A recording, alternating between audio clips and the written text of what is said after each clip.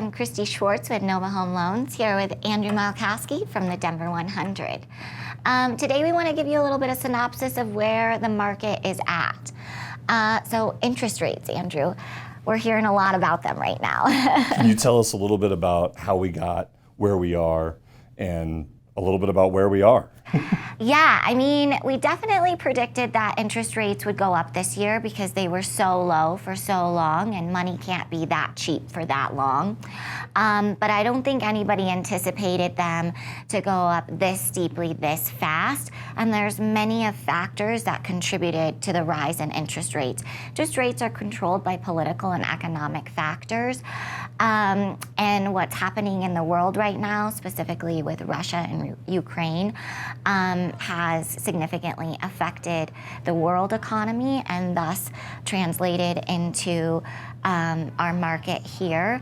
Another huge factor right now in interest rates is inflation. Inflation is affecting everything in our everyday life, from the cost of gas to the cost of groceries, and it's also what we call kind of the enemy of the bond market, because it decreases the amount that the investor is going to make on the back end of the loan, which makes your interest rate go higher to still make it favorable to invest in those kinds of financial opportunities. And so really what we're waiting for is a little bit of some good news on the inflation front.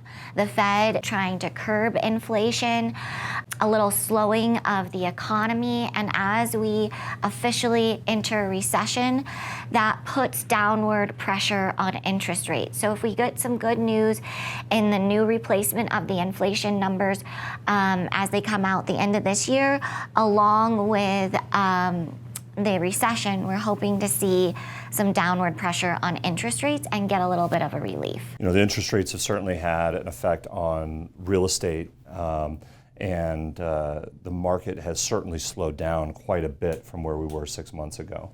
Interesting little tidbit is that during March of 2020, we had the lowest amount of inventory that we've ever seen in the Denver metro area. We had less than 1,300 units during mid-March in the 8-county Denver metro area. So less than 1,300 units available for sale, okay? Now fast forward to what is almost here the middle of October, and you know, we're seeing between 6,500 and 7,000 units in that same area. That's great news for buyers. It is great news for buyers. Back in March, we were looking at a few days worth of inventory. Now we're looking at, depending on the neighborhood, anywhere from 6 to 8 weeks of inventory. What this means for buyers is that buyers have options that didn't exist for a lot of the last couple of years, really. And so there's a lot more to look at, there's a lot more options, and it means that we can negotiate for buyers where we were never able to do that over the last couple of years. So even though the rates are up, okay, it is still a great time to buy, especially when we start utilizing things like short-term buy downs. We start negotiating, having buyers' closing costs covered, and we're able to negotiate things like inspection items that are going to increase the quality of the house that the buyer is purchasing. So it's a great time to buy.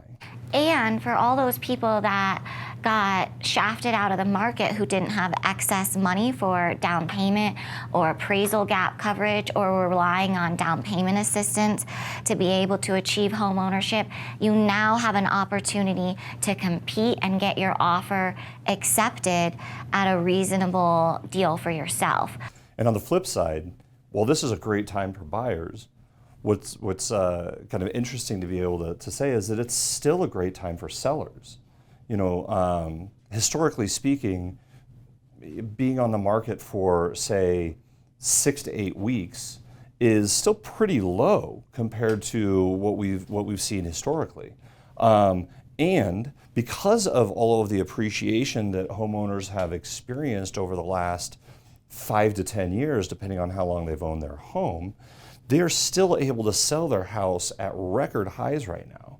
So even though we have all of this shifting going on in the market and the volatility in the rates that we discussed, it's still a good time for buyers to buy because we're able to get them things that they couldn't get before. And it's still a good time for these sellers to sell because they're able to take advantage of all of the equity that they've built in that house. Exactly. And if you do buy at a higher interest rate, at Nova, we offer repeat client incentive, and I can refi you into a lower interest rate once the market adjusts and help you cover those closing costs. If you have any further questions about this or anything else, please feel free to reach out to Andrew or myself. We look forward to talking to you.